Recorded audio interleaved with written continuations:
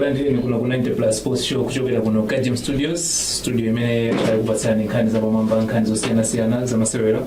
Mu studio muno lero ndadala ndi mlendo as mophatikizana ndi my usual host Isaac Kamanga. So wambiri bwana. Weekend inali bwanji Masewero wise? No, weekend inali abwino. Tinali kuchiwembe dzulo tinaonera Ekhaya versus Mafco. Ya nde tuone kuti tinapeza kupita chifukwa ku Blantyre kuno komwe kudziwira bwalo ndi chiwembe loka mpira stadium. Kodi wano tangotsandi chiwembe basi? Tangotsandi mpira stadium ku chiwembe basi. Okay. Yeah, and the weekend inali yabwino ndithu. Ndithu. Twaha Chimuka weekend inali bwanji in terms of Masewero? I think inali yabwino. Yes. Magames ambiri anatamina ntamayembekezera. Mwina exception itakhala mwina ya draw ya Wanderers ndi Dedza. Anthu felt kuti Wanderers izitinga zophweka pa Dedza koma Dedza yonse nthaphunzitsi kukhala ngati kuti inabwera ndi nzeru zina. Koma minus that mwina shoka inali ya mitundu ndi Blue Eagles. Kwa mitundu ikumazaoneka ngati kuti pali matimu ena ake amene imadziwa yalulira kuti amene wasangati you look at Sivo anayichinyaso zitatu kumananso ndi Blue Eagles ayichinyaso zitatu, so you could tell kuti pali matimu ena ake because mitundu ndi Sivo akumanapo ndi Silver ndi Blue Eagles akumanapo mu lower league 2023-2024 season. Blue Eagles amene asatuluka muja, so they made ku lower league uja, so amaziwana kuti awawa powagwira pake ndi apa. Those are the results. Kumano mwina Moyale ndi mwina potenga ndi statistics Moyale ndi Karonga awa makumana kachi 11 mwina makumana ndi ndi draw ya chiwiri from the 11 meetings. Alright. Moyale wina ka 5 Karonga ka 4 draw in the chiwiri, and this is the second all draw. They are even in the match tamatimu amena. Echabwino. Okay, Saturday ndi AGM ya Football Association of Malawi ku Salima. What are the takeaways from that AGM? No, I think anthu anapanga anayembekezera kwambiri kunali that anticipation kwambiri kunena kuti what would be like the outcome from that AGM. Zimachitika pachaka. So panali ma mixed reactions kwambiri towards that AGM. Yotongofu tinaona kuti panali ma affiliates ngati ma referees, ma coaches komanso national youth amene anakhangatana walanda ma voting rights. They were expelled ngati kuti ma affiliates onena kuti atakumaka vota ku zisankho zikachitika. So tinaona kuti ma coaches anapita ku court kukafuna remedy manager kunena kuti kuna court latani lathandize, because iwo according to ma coach wanaona kuti muna mwake sana kutile kuti muna mwake akhale pawoka. So anapita ku court anakapanga court remedy, anakatenga injection for injection imakhala kuti that's a temporary relief. The court matagu kupasani kompata kuti muna mwake pakuzokhala zoyambira na ziwiri zitatu. So the court reinstated according to the judgment. Yonena kuti akhoza kupita ukapanga participate not ngati ma stakeholders koma ngati with all the rights, which means kuna kuti kunachitika zovota vurumene kuchako anakatha kupanga zimenezi according to that court direction. So ambiri amayembekezera zimenezi kuti kodi izokhala bwanji, because mind you mpira umapanga unify. Ndi Masewero amapangayo amabweresa anthu pamodzi sinkhondo komano zimuna zingodabwisa kuti currently zimazooneka pengati kuti kumakhala ngati kumalwa ngati zitopotopo kwambiri. Nde izizi koma kumpira wathu sizikuoneka bwino kwambiri chifukwa tikuti energy ambiri muna kumakukana majaketi zimene ndicho pyezo kumpira wathu tinene chilungamo.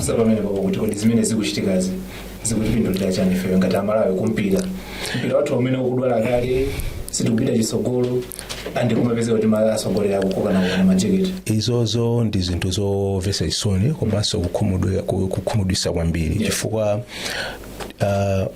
like the current president Mr. Frit Udhaiya ali ndi moto yawo imene amati is it transformation of the game, transforming the game. So transformation kuti chitike pamakhala kuti all the stakeholders should come together aziyendera limodzi and mwina pakhale chinthu chimodzi chimene mufuna mpanga achieve pasakhalenso kumakokana komano zikuoneka kuti transformation agenda imeneyi kumana ndi zambiri zokhoma iyi mwina mwake mmene mwataneneramu kuti anthu mwina for the first time panopa tikumona kuti kumpira kumakhala otsutsa kumakhala olamulira zimene kwa ineyo it's not healthy kumpira because kumpira kumasiyana of course kuli ndale kumpira komano zimasiyana ndale zazipani kuti ayo otsutsa olamulira mwina zikuchitika panopa do you have opposition kumpira wathu Mmalawi pakati panopa? Okay, men kunena kuti panopa zioneka kuti kuli opposition to the current leadership kunena kuti ma critics every time somebody pera koma it's not the fact kunena kuti nda opposition because ineyo ngati simukhutitsidwa ndi mmene ndikuyendesera zinthu you don't need to be quiet, you need to voice up. Now ngati mupanga voice up I should not take you as my enemy, I should not take you as ngati muna mwake tikutsutsana because mind you can be my friend, but if you are holding a public office, you need to be accountable. You need to be held accountable. The fact that you are my friend. So mpira watu kuti ukonzeke bwino kwambiri tikuyenera muna mwake we should put aside muna mwake timacheza bwanji. Koma if you are holding a public office, you need the scrutiny on that position you are holding. Now ndipo funa kumamvetsetsa kwambiri kuti ifa anthu ngati siti kuyankhula ndoti mpira tu siti kukonda yayi maona ifa atikwena tiyankhule kuti tikoze mpira wathu chifukwa ngati siti kuyankhula tizingoti mwina zinthu zina zimekono kuti mwina zikukhota ndoti tikulakwitsa chifukwa palimonena kuti munthu amene umamukonda umatha kumamudzudzula umamulangiza chifukwa ngati sumamukonda sumamulangiza kamalakwitsa koma umamudzudzula. Now mpira wathu kwejemu kuja panali zambirimbiri zimene zimachitika komano at the end zulotamva kuti yayi sulomu ndi famu zimene kuti anthu amakokana kuna chunkulirano koma papeto pa zonse akutamvana kunena kuti aziyendera limodzi zimene zili zinthu zabwino kwambiri zobweretsa umodzi mpira wathu chifukwa ngati ufuna kuti mpira wathu upite patsogolo flames ija tikamati kumayionera izipanga qualify ku AFCON kosafa ija mwina kutenga sitinatengepo maona tinautengapo chimbali komano sitinatengepo kosafa ndezi kufunika kunena kuti at least anthu tizikhala ndi understanding yonena kuti mpira wathu upita bwanji pasogolo nditu brother Twaha Chimuka AGM ndi imeneyo anali hype tension was there, the build up in that manager. After all is said and done, how can you analyze many and the AGM manager? I think it's one of many temba kumaigwisa ntchito AGM ya farm ngati a political mileage. We have followed football mwina pafupi yetu yonse to where we are kuyambira mwina amene zero zinayamba kubwerera. I don't think unena kuti you had time yomaziwa kuti farm yapita ku AGM especially ngati yena kuti kuli bezisango. No one knows amakhala nazo attention timangomva kuti yakulu farm anakuma anakambirana zakuti zatira pati pamenepo. It is now imene every AGM ya farm ikumaoneka ngati kuti it's a political rally. Is it because people are now much interested kuona kuti governance iwenda kwanje kumene kuchako kapena zimene mu photos zandalezi fano utikoza kuwelenga munjira ziwiri anthu ali in the interest kufuna kutukula mpira wawo kapena there is much scrutiny so pano kuti ndalezi zaloya kwambiri tikayangana in terms of interest back then used to have so much interest than panopa. Panopa kunena chilungamo people are not so much interested in kodi kumpira kwa anthu akuyendesa bwanja ndi watu ngati mezi makhalira kale wanakale everything to do with let's say water nyamilandu izekale apa indi mbona people would follow him mwina china chilichonse family life yake chani anthu machita kutani kumpanga follow while panopa the tension yomwe kumakhala tikumakhala na kuti tachita kuipanga create outside chani the football itself kuti we have brought zinthu zina za nyuwani. Let's take my issues ocho some affiliates away kupitisa ku koti kuti zimene zipanalibe. Who would have asked about kuti kuchitika GMFM? No one would have asked. Sulomu inali ndi GM February kusalima. The whole Sulomu inaka kumana kusalima. In fact, to make matters worse, on the same day yomwe Sulomu inali ndi GM kusalima kunalinso ma awards ama National Council of Sports. Ndani amene azero Sulomu ndi GM. Nobody knew. Why? It's how they are managing Jani office yao. Okay, this is office. If we are just decision makers, tukina tika kumani tika kampeni kudi how do we grow? Malingani zimeta panga achieve. Kudi malingani what we said kudi panga achieve. Takwanisa ziti. Zomu senda takwanisa ziti. Tinyamuke bandi sapano going forward. How do we fix mavuto ya now? So no one. I mean, amakana so akupatula ukauka amenali interested kuti. Chakuti I think atakonza chakuti like you Isaac mwina myself and Antrainer amene we have interest yosiyana ena afe kuti kind of information tapasire anthu ena mwina they want to check kuti kodi nkhani ama sponsorship potenga ndi level koma eme supporter sana ziwe kuti Sulo mwina ndi chani ndi GM. Okay. Why? Because there is no political interest. Chomwe chipo chachikulu ndi kodi okay tikwera bwanji tisintha bwanji pamene all this that has happened the previous AGM. Yes. Inali chifukwa chonna kuti we unnecessarily created chani that environment yonna kuti aliyesa akakhala asiti famu ndi AGM and AGM ikupanga involve zakuti mwina. Okay, pamene kuti kuzonena so chifukwa choti pali ma issues ena amene ali pa agenda pacha.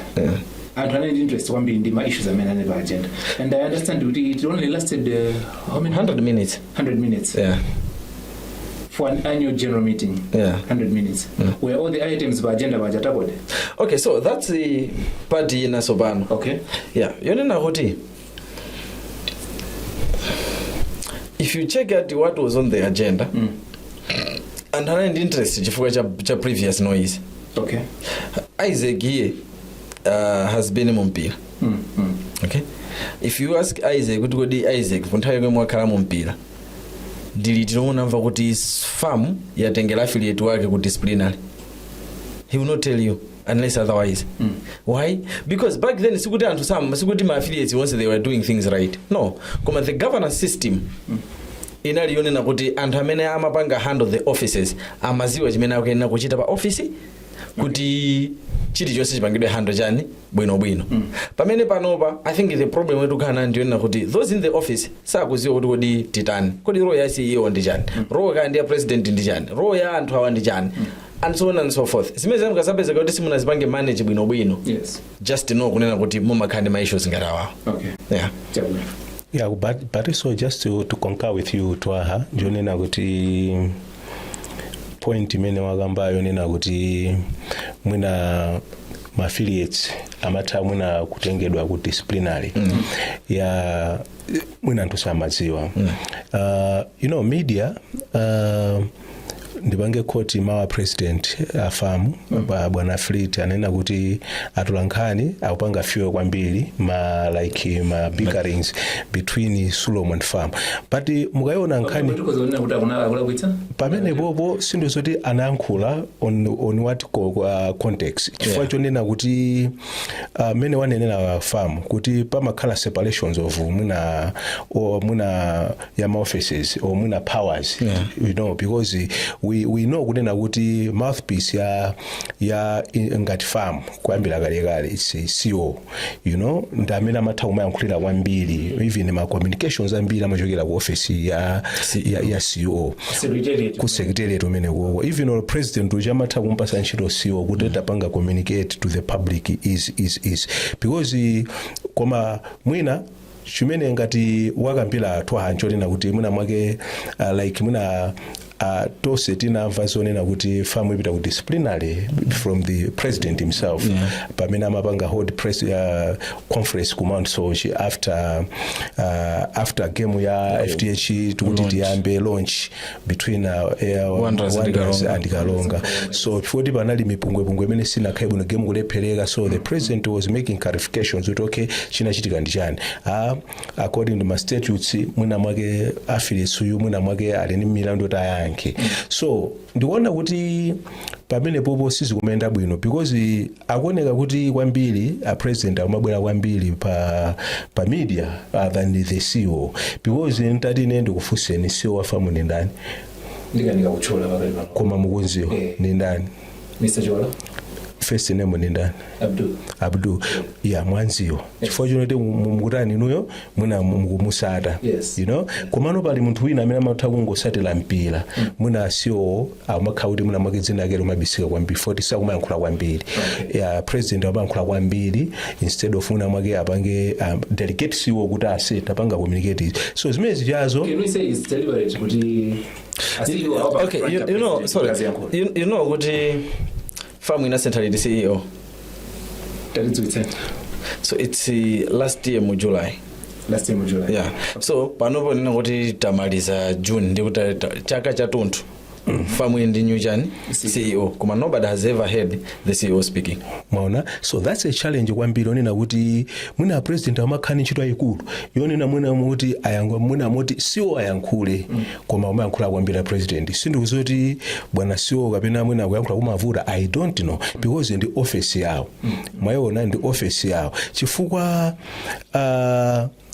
president ndi office onena kuti ndi ayikulu kwambiri policy maker imoneti ndi policy maker, so siwo ndamene kuti azithamanga kwambiri background ucha because pali zinthu zina zoti zimene akwena opanga communicate president samene opanga communicate president. So kumene kuchako umakhanga kuti office ya president ichi ukhanga ti kupepuka kwambiri, you know, for president you need to see him layer kwambiri kuti president because muzikhala ndi anthu chidu kuti president afuna yankhule maoneti because the more you appear kwambiri anthu samakhala the more you lose value. So I think ndikuona ngati kuti pakufunika kunena kuti menda nenera pa championship wathu kuti uyende bwino kwambiri pakufunika kuti kugwirana manja so famu ndi motherboard ya mpira kuno ku Malawi, you know, Twaha even lo kunyumba matokhala ndi ano mazota ana wawo uyu ali stubborn uyu ndo abwino but osenda anako you discipline them pali zina zimene amalakwisa suti uzichita unetu akutanana kwa chakuti you discipline them indo kunena kuti ayawanda ananga. So like Sulomu ndi famu pakati pa kukokana pachi utatonesese pamene pacha chapo suti Sulomu ikuzikoti mwina ina lakusadi zinthu zili zitatu koma ndi zinthu zoti ndizongoti zongoyetanizana kuti mwakuti zikhala sizikhala bwino koma anthu machita kuona tukhangati pali kukokana kumava ma statement muna from the president wa famu muna from ma statement ya Sulomu kuti anthu muna mwake pamakhangati sipali kumvana kwenikweni koma muna pa zinthu zoti muna mwake anatha kungopita kumbali ndi kumvana ife muna mwake pakhoza kukhala kuti pali mavuto pakati pawo koma ife sitingadziwe. So anthu tumakhala ndi anthu amakhala ndi maganizo osiyana foti muna mwake akamava ma statement osiyana ngati apapa timapita kwa Chimuka namva ma interviews muna from the president wa Sulomu you know amapanga voice up concern unena kuti feo ma club tukuona kuti umene kwa Chimuka ndikabwida piteko chifukwa popo ifenda mitupanga represent chani ma club maoneti. So kwa matinadabu kuti muna mwake ma club wamembidwa mafoni pakati pa usiku chanchanu tapite. So that is so worrisome wambiri and then a president afamu noti ayi ma club and ma stakeholders ndi tutaita ngati ma stakeholders ngati ma observers kuti muna mwake akatani pomwe ndi zinthu zonena kuti ukaonetsesa mwina sizimene kumachitika kumbuyo. That was the first time kuti muna ma club apite kwa GM because sinanga ma club achamanena kuti alanda Sulomu.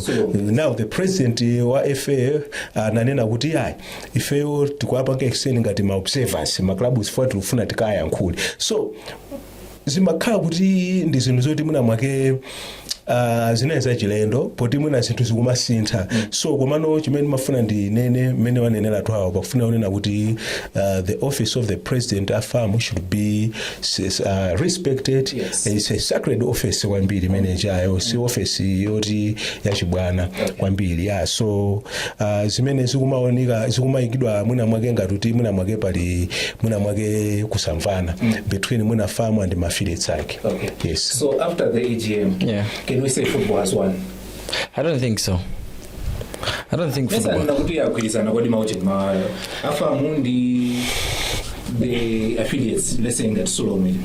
Hata mfana ababa kuti basi pasakalizo zitobotobo ma media ndamene mubanga fuels zimene zizi. Can you say football has won? No. Why? Okay. Mugayangana nkhani yonsei. Nkhani yokuza na Farm and Solomon was the last dish mu menu moja. Okay. Yeah, but dish pa menu mene bo banali youth ya coaches ya referees. Koma kugamba nkhani yakabwera chani. Only Solomon. Sina ngawa kuli coach issue. Mchipagi mwenye sana ya kuli. Mukomano court issue yomwe ilipo mukakamba za court issue you have also a national youth football Northern Region Football Association. Yes. Their issue iliku court minister nkoje endera as the motherboard. How are you dealing there with that issue? Commands we have my issues we have issue ya women's football. Yes. Kuti yakuoneka ngati kuti they are not being managed as an association. Technically, my rights, how they are being taken away from them. Okay. How are you working with my issues? Mapanga address motan. My issues to gamba my associations now. Mangopanga nene mangonena kwenda kuti ayai ndi Sulo mutagwirizana kuti izizi samachitike. So you are looking at just Sulo simply because mwina it's a bigger stakeholder kumasa wina makhandi manambers ambiri tikayangana zikuvota and so on and so forth. Yeah. Okay. So enawa komanso this chachitika apapaji chikumvana it's not a governance. Pamene the association is in governance crisis. Mavuto amena ambiri amena akuchitika zonsezi it's issues to do with what governance. Because zopita ku media osapita ku media, it hasn't been a problem with Solomon. Solomon hasn't been going to media. Mugayangana kuyambira league number was it pa 27 April, if I'm not between 25 and 27 April, paid mayamba league. Pomo with that issue ina abwera. Kufika lero lino. Solomon imfaka egwankula kangadi zokuzana with what happened. Solomon hasn't spoken anything. Yes. Anangokhala jete kuti izizi TNT tizipange handle jan underground. Koma it's been what? The association now. The FA. Yes. Lelo my press conference, lelo my interviews. So we cannot say kuti mpira ndo mene wawina. Chifukwa chona kuti kwangobula statement kuti tagwirizana kuti tipange chakuti. Chifukwa kugwirizana ndi zina, kupanga so zinthu ndi zina. Now solving my problems iso ndi chani? Ndi chinthu china. Okay. So ndikofuta kunena kuti tingabwe pano pano kunena kuti football yawina. Tizifunsa kuti potengera which angle. Okay. Yomwe tinganena kuti football yatani? Football yawina. So tikayangana kwambiri sitinathane nawo mavuto amene tili nawo. We still have the crisis yomwe tukena dikhalende tipange chani? Tipange manage. Alright. Tukena kupanga manage zinthu from all angles ndicho linga chonena kuti ngati anthu tikufuna kunyamuka tizinyamukira limodzi kuti okay if we are a block yomwe pano pati kusuntha kumatani kumapita. I liked what Isaac said. Kunena kuti ngati mufuna kuti chinthu chiyende pofuna kutsutsana tsutsanani, pofuna kugwirizana gwirizanani, komanso musagwirizane chifukwa chonena kuti amene akunena zimenezo ndi nzanga. No. Kapena chifukwa chonena kuti ndikhala ngati kuti poti ndi nzanga ndi mumvere amene aweyo ndi dani ndifuna ndingoapimba anthu m'maso. No. Mugwirizane chifukwa chonena kuti chinthucho chindikufunikira kuti mugwirizane. Alright. Pali nthawi imene anthu akanena izi sinazimvere even you might know yes it was worth it kuti anthu musazimvere. So tinena kuti football has won only pamene taona kuti there are changes ndi mmene zinthu zikutani zikuyendera. Koma if we don't see ma changes ena aliwonse kukhala kovuta kuti nene kuti football has won. Komanso china chachikulu chomwe chitafunike kuti tifike ponena kuti football has won is tentiziweni kuti kodi ine ndikenera kutani nankhaisa kuyenda kupanga ndani. Itabwino. Isaac. tangomanga bandage pachilonda we addressed the issues amene anapangitsa zonsezi. You know pachizungu palimawa manena kuti coming together is the beginning, staying together is progress. Is progress, but working together is success. Okay. Mwajimva chizungu yo. Coming together is the beginning. Staying together is progress, but working together is success. Because anthu mukamagwira ntchito imodzi matukuka mukhala limodzi, you know, mapanga progress. You are doing progress here, isn't it? Because you mukutani mukhala limodzi, but mupanga succeed because mugwira ntchito limodzi. Chinthu chiri chitukuki because you are working together. You know, that's success. Mona. Now, my point is, farm in my affiliates, ake, Twaha, maybe angati 10 now. Maona plus Eastern is 99. Maona, yeah. So osajenda na farm. Mena nini na mujaone na kuti mwana ujakozo ka kuti muna analagwisa, but suma mpanga komanso suma mpanga rebuke pakulu. Uma muitana. You see, as much as muna mwage zosezi munati monesese zachokera pa kulephereka kwa launch ya FDH Premier League. Zosezi ijo for pamene pachopo kulephereka kwa game kumene kuchako panabala mwana pamene pacha. Now zipaso zake ndi zimene zizi kumapezoti taziona pasi kuti panali ngati chinkulirano koma I don't think kuti mene wanenera Twaha kuti mwana ngamakulire ndi makholo because famu ndi kholo. So ukakhalanso kholo naweso uzikhala ndi mtima woleza kunena kuti okay mwana yokhanga twalakwisa koma ndiwo noti ndi mpaka bwanji mwayiona. So mene munanena uchikodi mpira wathu wawina maoneti as much as we can say thumbs up to FH or Gilbert Mtawa kuti that's good gesture yoti mpira wathu kuti utukuke olo transformation kuti ichitike kumpira pafuna anthu kugwira limodzi mwayiona because ngati pali kusagwira ntchito limodzi abwana we should forget unena kuti mpira wathu usinta because mpira wathu ukhanga tikunena kuti ungoyima malo amodzi as much as mwina mwake pakhozo makhala ma strides amene mwina mwake farm ikhozo mafuna kuti tipange mwakuti komano ngati mwina mwake ma stakeholders ache komanso mwina ngati ma affiliates anthu achisaya kuyenda limodzi ndipo vuta kunena kuti mwina mwake transformation ichitike kumpira because sinanga pakakha kuti pali ma bickerings ena makhanga tafuna zikupanga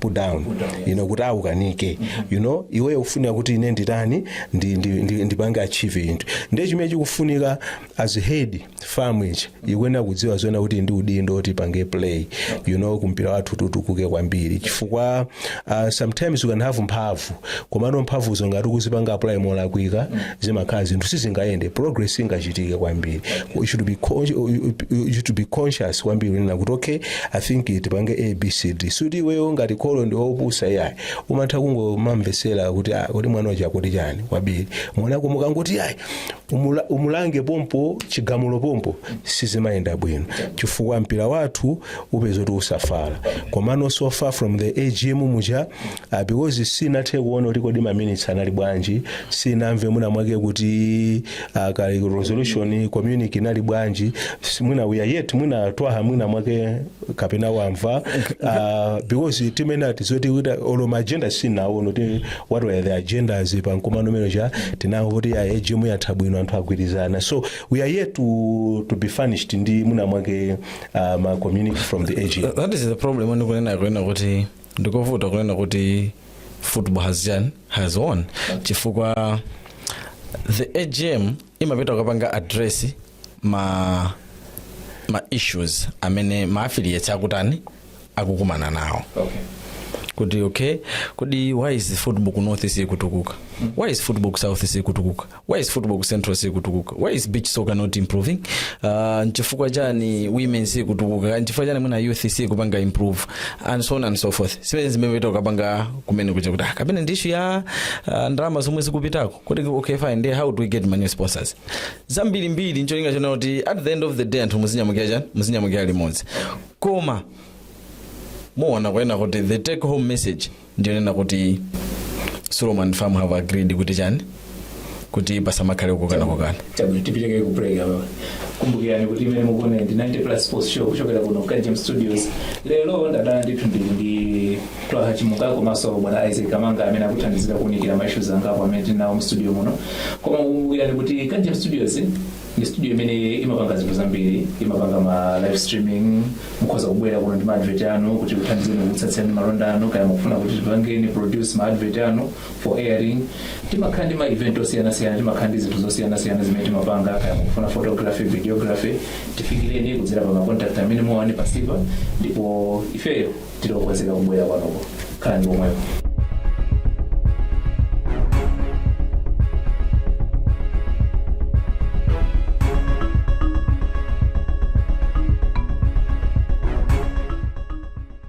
Sana video break demonikira na IGM ya Football Association of Mmalawi imene naliko loweruka liko Salima mu studio muno ndi Isaac Kamanga komanso Twaha Chimuka amene kuthandizira na kunikira na mashuga amene wawo. Now, there's an issue yoti Sudan President Gilbert Mita wasabu imaso after this term. Chimene chiti ngachira ndile modern. Is it a shocker? No, it's not. Kodi lero mungu sasa china hiyo sebwana. Sisi kutsutsa tu. Kutsutsa ndiko. Unaona kuti muntu wakhala pampando ukaona ko zabwino meva chomata ineyo ndipangeso kenaso. Ndipangeso apa. Is it not a shocker? Aye. Okay. It's not a shocker chifukwa chona kuti amanena kuti great leader ndamene amaziwa kuti apapa ndinyamuke apapa nditani ndikhalebe. 1, 2. Gilbert is someone who likes kuphunzira kwambiri. So it is not a shocker chifukwa chona kuti I have the feeling what I think he still wants to do school. Okay. Yeah. Komanso if you notice Gilbert ndi munthu amene sakakamiza kwambiri kuti akaende udindo. Yeah. Chabwino. So he feels good, he has saved, he's done his part. Enaso atani? Enaso atenge. Okay. Isaac, mwazizi masino ndi chiganizo yake cha Gilbert? No, sinenganene kuti ndazizimukidwa chifukwa chonena kuti munthu kamapanga chinthu china chiyo somaziwa weka maprogramu ako kapita maplani ako ndesi ngazoti chabwera chiganizo imene pa chifukwa zingati unless muna mwake takhani mwayi muna kukhala naye kuti amwene ino mwangokhala Sudan president 3 years apa ndi 4 years muganiza bwanji kodi kumpira kundoti mukusanzika so zifukwa zili ndiye kuti nchifukwa chanaona zimenezi komano tikhoza onena kuti mwina chigazo imene jojo chabwera muna mwake mwina mwansanga kapena sindu zoti muna mwake kaya muna chifukwa choti muna mwake chifukwa cha pressure inali pakatipa we don't know because pressure inali pakatipa inali yovuta kwambiri kunkhani mwina kusulomo mwina pali sometimes zinthu zina zikamachitika mind is ndi brigadier general yoche udindo waukulu kwambiri ndi lanki yaikulu kusilikali kucha kangati wangosani mastepa awiri kuti afike pa bwana Jafo pacha you see so ndi office ya busy kwambiri so komanso ndi office oti mapasidwa respect kwambiri ndi mwina kwa ineyo I cannot speculate kuti mwina kapena ndi zifukwa zonena kuti mwina mwake chifukwa cha timikangano ta kusulo between farm kapena mwina mwake ndi munthu oti okay Gilbert munthu oti ali very quiet sakunda zoyankhula amene ndikunziwira is very miki kwambiri mwaoneti so mwina pala anthu ena safuna mwina mwake zokangana mmene ndanena paja unoli ndi office yaikulu imene akupanga hodi ku MDF so komano is just a youngster ndi nyamata kwambiri Gilbert ya mmene wanenera Twaha ndi munthu waphunzira bwino I think anima masters muna 4 amene ndimawerenga pena pange so ndi munthu oli muna mwake akhoza mwina mapangulu muna funa kandi PhD so it's just ndi nyamata wabwino onena kuti ali ndi focus muna about his future so kumpiraku kumpira sometimes anthu ena makhanga muna mwake pa time kuti basi muna fota amachikonda chinthu chomaswera amakonda muna ndikathandizire muna mwake kutukula mpira so ndi anthu ena kuti ndofunika kumpira komano kwa ine ndikuona ngati kuti kwa ine ndikuona ngati kuti mwina chiganizo chimene chacho sichinabwere ku nthawi yabwino because ndi nyamata kuti akasiya mpira basi nzeru zake muna anandi nzeru zina kuti azibweresa usogoloku komana apapa akuti kuchoka kumpira nde poti mpiraso kuti ndale nde tidikire kuti mwina mwake akamaliza temu ake katha kuti aganiza bwanji fapa maveka manong'onong'o ena nde mwina manong'onong'o ndi mene ndimamvera ine sininganena apapa komano mwina mwake mwina ndidzapanga comment mwina manong'onong'o mwina akazapanga kuti temu ija mwina mwake atha nde ndizabweranso pompano zoti amanong'ono nkanena aja mwina mwake munthuyi ndakuti so but for the time being let us respect his wish kuti akusiya mwina akusiya mpando uja kusulomu kuti mwina fasana nene his next move kunena kuti kapena apita kufamu you see sitikuziwa koma amene kuti sakudzayemaso sana nene kuti kumpira kutulukako sana nene wangoti yeyo apapa akuseva ngati Sulomu president sasapikisana nayonso fa Sulomu mumaziwa anthu toona kuti bwana FH achoka ku Sulomu konkuja anapangidwa elevate ali kufamu so sitingaziwe zonena kuti kodi maganizo ndotani komano ku Sulomu kukhanga tutaya kuti akuthana nako chala chama okay chabona yewe Twaha mina kuchoka Gilbert ku Sulomu tikuzonena kuti ICM Sulomu ilipo utani. I think one thing chomwe tikena kuvomereza nchona kuti administratively that is it. Yes. Chomwe tikena kuvomereza nchona chimodzi. Of course the decision was made before he mukhala president. By then I think he was the vice president. The decision yoti Sulomu isakhale ku MDC ngati ma offices yawo ipite town. That decision was wrong. Kodana pasido mayota akakhale ku MDC. Yeah. Okay. I remember farm inaiuza Sulomu kuti inuyo ma offices yanu akakhale ku MDC. So the whole MDC yajina stadium and all the other facilities. Yes. They would make a responsibility yajani. Yes, Super League of Malawi. Which to me I felt kuti malingana ndi mmene wajawo alili. That was going to be the best. That was the best decision. Okay. The best decision in a way yona kuti padakali pano Sulomu ilibe facility yoti angaloza kuti that facility is ours. So kukhala ku MDC zikanachitira ubwino kapena kupoti zina MDC inatha Chilomoni Stadium. Yes. Kukhala ku Chilomoni trazolera pa MDC. Yeah. Yes. Kukhala ku Chilomoni Stadium zikanachitira bwino njoti one akalatha kulikonza bwalo lija ndikumachitisa ma games amene pachapa Super League iwo ajawo ndikumatolera kandalama ngati aina akabwalo. Okay. One that zikanathandiza panga improve chani revenue yawo. Okay. Two pa iwo paoka akanakhala nokwena kuti athanazo zomalipira ma rentals. Yes. So they opted kuchoka kupanga abandon malo amene akanakhala awo technically ndikukhala ku rent. That's 2. 3. Is it too late to reverse that decision? I feel yes. Okay. Chifukwa chonena kuti pano pasamaonekaso ndi chikhumbokhumbo choti atha kupanga zimene zozo. Koma atakhala kuti chikhumbokhumbo cho ali nacho tingapemphe kuti atapanga. Because okay pali ma offices ena ake amaoneka bwino akakhala ndi specific office. Iniyo mutha kudusa ati pakwenzi pachosa zoti ma office ya Sulomu ali kuti. Yes. You see, pamene akanakhala kuti ali ku Chilomoni aliyese bweza kuziwa kuti ngati mufuna Sulomu muipitire kuchani? Ku Chilomoni mukaipeza. Ku Chilomoni. Komanso akanakhala kuti apanga improve futi omwe tikumana pano lo mabwaloli. Chipamene ananeze kuti pakali panopo literally mbladda muno ndi chiwembe yoka. Yeah. So iwo ajaso akanalolera kuti bwalo jali samaoneke bwino akanakhala kuti they are still using the bwalo lijandera nyasa. Yeah, akanalipa. Komano Twaha. Yeah. Chilomoni Stadium ndi farm ndi property ya farm. Yeah. Kodi munthu akakubwereka trouser ndi lako? No.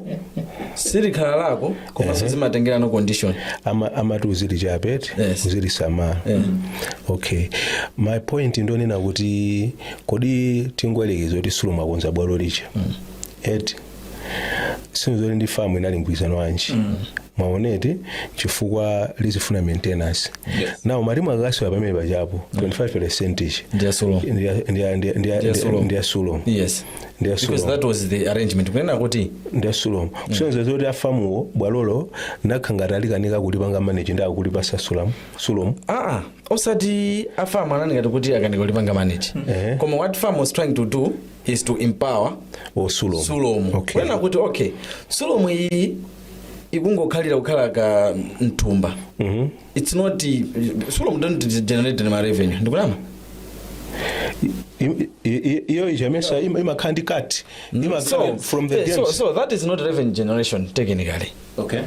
Yeah. For sulomu imalandira subvention from the sponsors ya administration. Yes. Imalandira. Now akutenga sokati pa magame. So ndalama hii akutenga pakati kuma game ndi acha for the administration mejo kwa sponsorship. Aliso ndi subvention from the FA. Yes. Siyoncho ngati affiliate. Mona now hii hapa hii mena kulandira asulomu kuma gate collections ndi acha. Imene iwa jama ilandira ngati chifukwa cha organization kuti as organizers sajani a competition. Okay. So let's give them a benefit of doubt. Tiregeze bwalolija abangapo stage game ya mene kunalili masters bullets. You give what let's say mesina chitika mjano chiwemba kukani chiwembe is not available this and that. Yes. So major majority that game they go home with their 25%. Do you think 25% and the 10? I think they get 10% from a game that's Super League. 25 and you combine with the 10, 35% from that very same match. Revenue yao akalangati kuti ayipa double ayonjezera kwambiri. And komanso so you have ndalama za pageti as a cut. Yes. Pakutha pachaka what they get and what they invest to that match. Muona kuenda kuti that ndalama sipanga match. Komanso tikazitengera ifeyo that as an organization responsible to run the league. Ndikuzima compare ndi organizations anzathu amene amapanga run the league. You have the EPL, you have the PSL, ndi ma organizations ena ndi ena maiko. Yes. Mukayangana how they market the association itself ndimapanga ma revenues ena outside kumango utolera zijazi. Muona kuti ife we are still what? Not developing. Okay. Komanso tiregezere lino panopa farm was still building your rent. What would have happened? We're not improving. Yes. So you are jao that facility kumalira simply because the ownership system ikuvuta. Okay. Because so in other words because unena kuti akuchoka pampandova akamasiya administratively pali nditu zosalamusoka. Yeah, but though not fully, at least issue ya stadium. At least they what try. What are the positives he brought into the game? The positives are, I think, the engagement. You look at the social media page here, Jani, in particular the Facebook page here, Super League, has been vibrant. Okay. People can access information here and there. Also, some body steps he took as an individual. As a new sponsor, I think that is good. The visibility is there. Mwina chomwe amena achikonze kwambiri bwino ndi ma Rose amku secretariat. Okay. You know Sulomu ni CEO. Sulomu? Yes. Okay. Sulomu ni CEO. Chimozi so kufamu soda fusido so Sulomu kuli CEO. I think Sulomu you cannot mention by name. You can. Okay. I think famu ndi Sulomu ndio siyana chifukwa chonena kuti kusiyana kwake mukaonesesa Sulomu ichi imapita kumasankho moneti kumasankho kucha kuli general secretary ku Sulomu kucha mwaona general secretary wa Sulomu ndamalenga chief executive malamulo a Sulomu mwaona ali treasure amene ali mwachanti Sulomu amakafoteredwaso. Mwaona? Now mukaonetsetse that's constitution ya Sulomu. Treasure akavoteredwa, general secretary akatani amene CEO. Now pali contradiction yayikulu kwambiri unless muna mwake apanga amend constitution kuti achotse GS okavoteredwa achotse treasure okavoteredwa, ndoti mipando ifa chifukwa chonena kuti treasure wa Sulomu ndame amakapanga present I think kwe jemu financial report osati accountant wa Sulomu for ndekula accountant. So kwa ine kule ababa ndi contradiction yayikulu unless mwina apanga amend constitution ya Sulomu nena kuti okay treasure asamavoteredwa achotse. Mwaoneti pali ma option awiri mwayona chifukwa chonena kuti anthu awawo sewa muli ndi accountant ndi mundi treasure, so that's confusion kwambiri pomwe mkuona kufamu kucha mwamveti palibe kuti ndi treasure amavoteredwa kulibe. Mwana kulibe sete amalibidwa ntchito amene kunena kwa kufamu kucha ndi president ili ngati board manager. Mwaona eti famu ichi mwamveti president mwaneti ndi ili ni ma members ili ndi VP second VP ndi ni ma members then ndi secretariat. Mwaona imene ngati board council ili ndi council headed by the president ndimene ni mphamvu imalemba secretariat ichi. Now kusulomu kuja chifukwa chonena kuti revive and blood ndi masomphenya Freetoto haiya the current FA president obwelesa kunena kuti kukhale secretariat ya mphamvu. Because the time of Fleet he was kusulomu alisi anapanga poti ma achievements zone because amafuni pakhale sanity, you know, kunenda to okay jabu ino kukhale anthu okwira ntchito kukhale secretariat which is very recommendable kwambiri. Now Gilbert wangopitiza masomphenya atiwo amene ajonena okay kuti Sulomu iziyenda bwino muone fix management kubweresa page manager ayo that was brought by Freetoto. So ndi ma achievements a Freetoto akusulomu. So Gilbert wangopanga chani continue masomphenya amene achawo. So tikuzona kuti the incoming president amene atazabwera after Gilbert, what are the challenges amene abwera kuzapanga? Okay, sorry. Just anafika umene koko. Why I brought my issues aona kuti Sulomu kuti CEO what was him as a president of this time. Amaina kwena kuti asanachoka aonesese kuti ma AGM amene apita apapa because he was president kuyamba 2024 when because farm ina center president 2023 kumapeto. Meaning 2024 ndiye kunimana akhana njani president atachoka FH. It means wakhala wapanga preside over my AGM not less than atatu. Amaina khalino ndi abukhala basi ndi anthu aja they have worked on chani ku center the chani the institution kuti kuyambira lero kapena kuyambira panopita kutsogoloko I think it ndiperekeni mphato mphamvu kuchani ku secretariat where the CEO and the accountant ndena onsewa akaindi mphamvu zonena kuti can speak on behalf of this institution kuma zose zinatizana sitinazoone which is a serious problem. Chomwe chikanachitika panali ma options awiri. One ndionena kuti these two, the treasurer and the accountant general secretary akanakhala either the first and the second president. Kuti you have the president, you just use the same system because that's technically what farm did.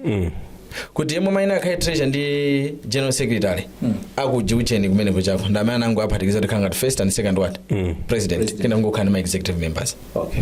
So Sulomu could have followed the same what the same route or you have the president panopa I think amasankhaso vice vice president vice and then treasure and what. So what I've done is kambira panopa maudindo awo atawaphelatu. In short amene kuti Sulomu ibangidwe reform ibangidwe reform because ndi current setup ndi constitution ya Sulomu I think pali kukolana you know because bwana Williams Banda ani mphamvu kwambiri kuposa uyolembedwa maona kuposa olembedwa amati siwo yes Vilakazi yes Faith Vilakazi Nzungu mwaoneti yes so so udindo wake uone kuti sungaoneke chifukwa cha malamulo asulo mwacho and she can't speak to public sangalankhule because amayankhula public oleno kuti mumpange interview muyimbira Williams Banda bwana GS bwana mwakuti mwaoneti sode mufuza pomwe kufamu leloli mufuna za kufamu muyimbira bwana Abdu fund GS wajani wafa amela ngati spokesperson mouthpiece yajani ya institution ija simungambire bwana Fleet siziteka so kukoneka kuti kusulo mukuku amena kuti kupangidwe reform because imenda nenela Twaha unoti Gilbert mwafusudi achievements siyo chimwe kuti wangotenga zimene Fleet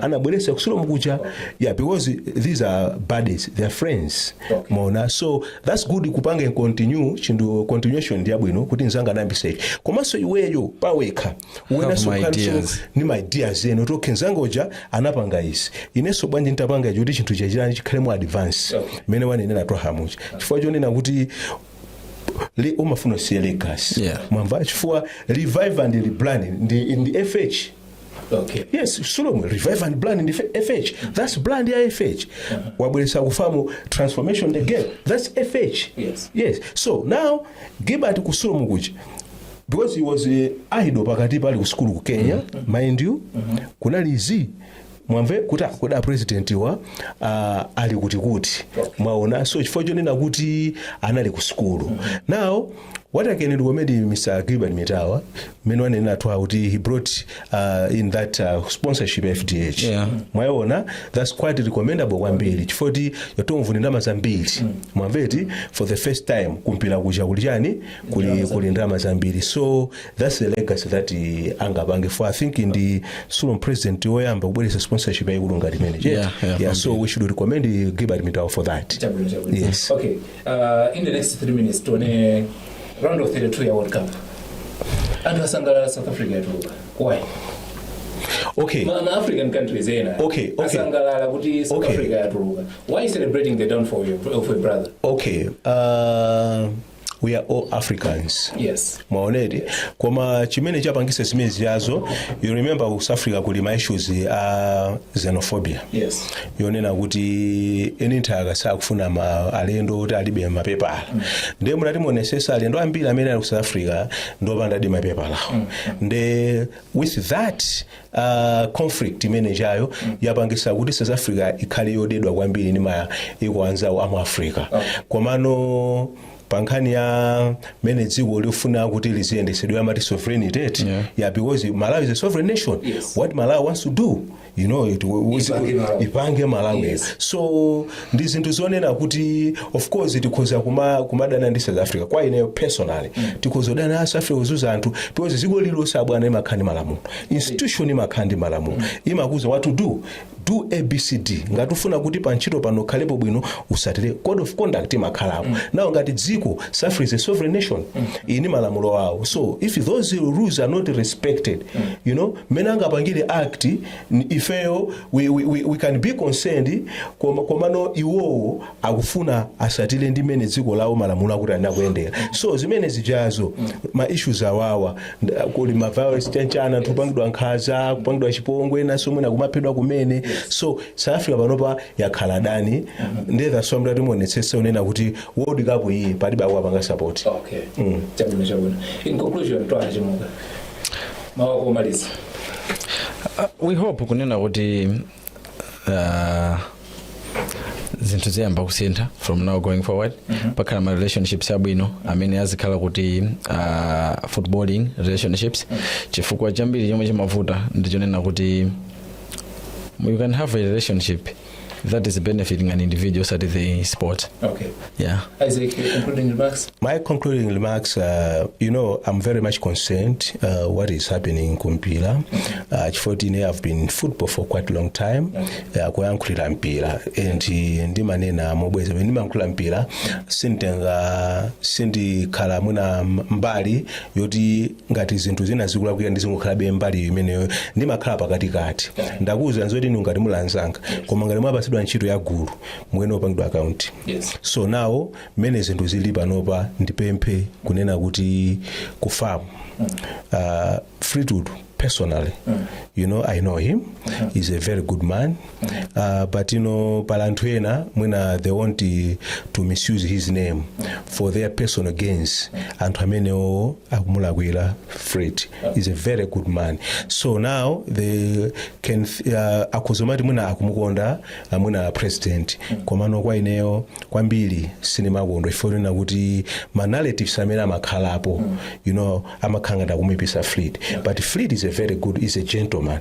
Komano akuone kuti akumalandira pena uphungu sakhala bwino kwa nyamataji amene akufuna mwina mwake ma interest awachi. So ndingopempha kunena kuti the president should focus kwambiri kunena kuti kodi ineyo ndili pa mpando chifukwa chani kumpira kulibe wotsutsa, kulibe zimene zazipanga anthu andale kumpira. If you are there you save chani anthu ampira, because imene ndanena kale kuti mpira anthu umene umapanga unify anthu, umabweresa anthu limodzi. So the president ndi head wa mpira wonse malamunomo wa football section of Malawi. So kaya azimva zotani koma iyeyo azingotenga thonje kumeka mmakutu komanso asalole kuti anyamata ena amene ali ngoti ati otani ojiya eti atika anyamata ayayi azimenezo iyayi. Yes, kwambiri chimene ngakhule chimene chocho. Tathokoza kwambiri kuti Isaac komanso Twaha munali mprogramu inoyi kutambasula nkhani zosiyana-siyana motsindika ndithu kuti anthu amvetsetse kuti chenicheni chimene chikuchitika ku Masewero athu ndi chotani. Kumbukirani kuti imene mone ndi 90+ Sports Show kuchokera kuno Kamanga Studios. Lero tinaenda Isaac Kamanga komanso Twaha kwa Chimuka. Muzakhalinso pamenepo sabata yamawa koma tikukupemphani kuti mupange subscribe, kupanga like our Facebook page, YouTube channels, komanso anthu amene muli ndi malonda osiyanasiyana lumikizana nafe kuti tikhoza kupitisa bwanji limodzi ma business anu pamene ife ya Kamanga Studios timatha kupanga ma advert, tikhoza kubwera kumalo kwanuko kuzapanga stream live ma event amene muli nawo komanso zinthu zambiri zokhuza photography, videography. Tiyankhuleni ndithu tilokonzeka kuti tizapangira no partner. Muna ndine Rashid Chilizule, salani bwino.